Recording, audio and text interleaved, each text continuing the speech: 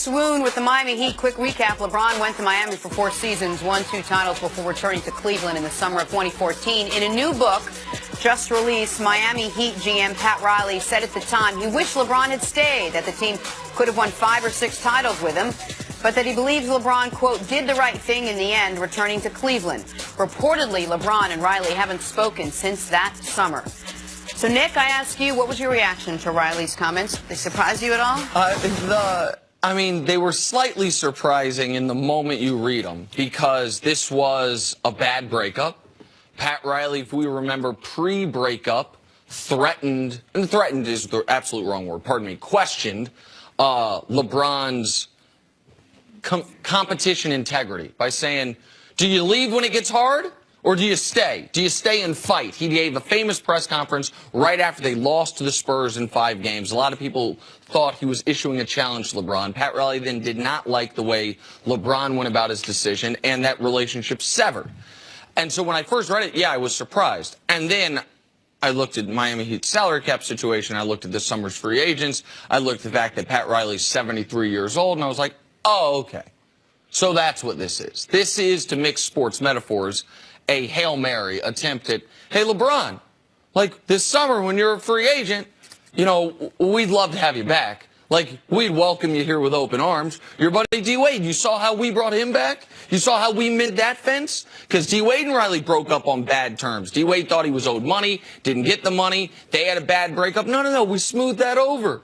And we can clear up some of these cap situations. Like, so to me, this was the Miami Heat, led by the face of the Miami Heat at this point, Pat Riley, trying to get in the discussion. Hey, you know, your wife, she did sure seem to love South Florida. Your kids, you still own a home down here. Eastern Conference. There's a lot of things we can do here. That was my immediate reaction to this. And there's probably a better chance because you have to consider this. If LeBron's going to stay in the East, which teams would he go to? And it's just no different than New York. There's a couple billboards, you know, trying to woo the king to come to New York. And if he's trying to stay in the East, we know he's not going to Boston. We know he's not going to New York. Why wouldn't you consider Miami? We know he's not going to Toronto. Why wouldn't you consider Miami with Pat Riley and the strong ownership that they, and knowing that they had a previous relationship? But to me, there was never a chance of LeBron potentially going back to Miami from the beginning. Because when LeBron originally made the decision to go from Cleveland to Miami, there was a lot of things that maybe Pat Riley discussed in the initial meeting, but once LeBron signed, that they didn't acquiesce on.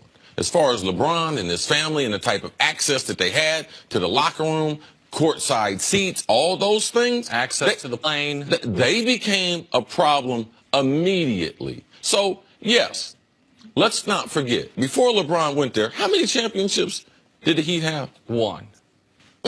How many finals appearances did they have? 1.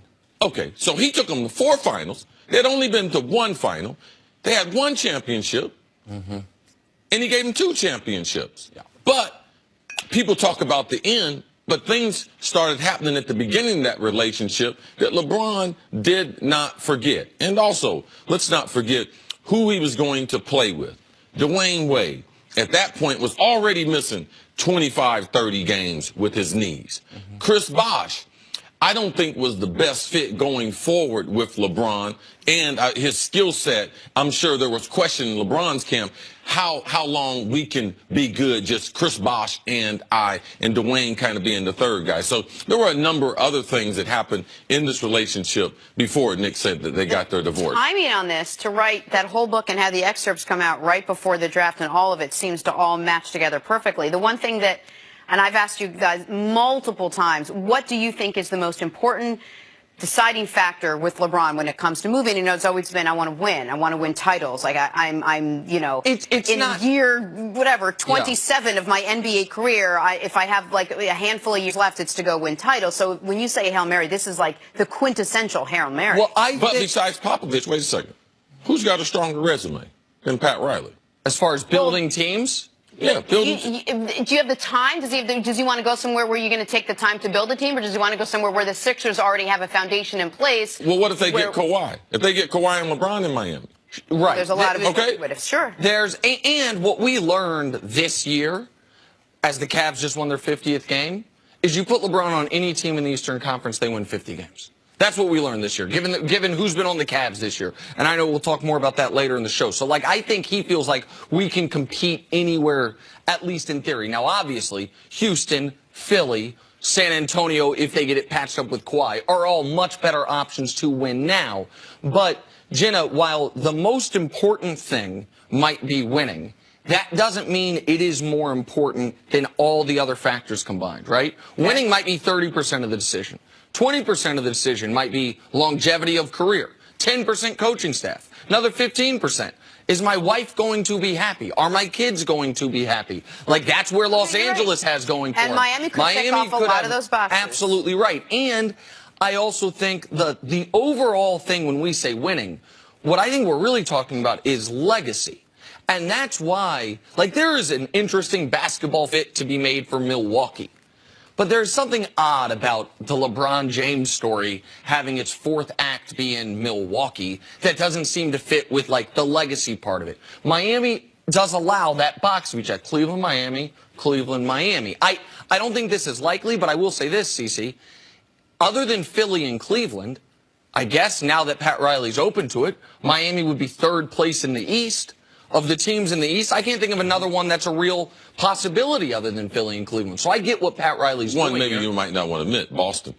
Well, yeah, sure. If they could make the cap space work, absolutely, Boston. I think they'd have to trade Kyrie, but I don't think that would work. I don't think that would work. Boy, wouldn't that make for a great Celtic fans? That would be a great end to that narrative. Coming up, can Eli and Odell make it work for years to come? We'll talk a little Giants on the other side. Next on First Things First.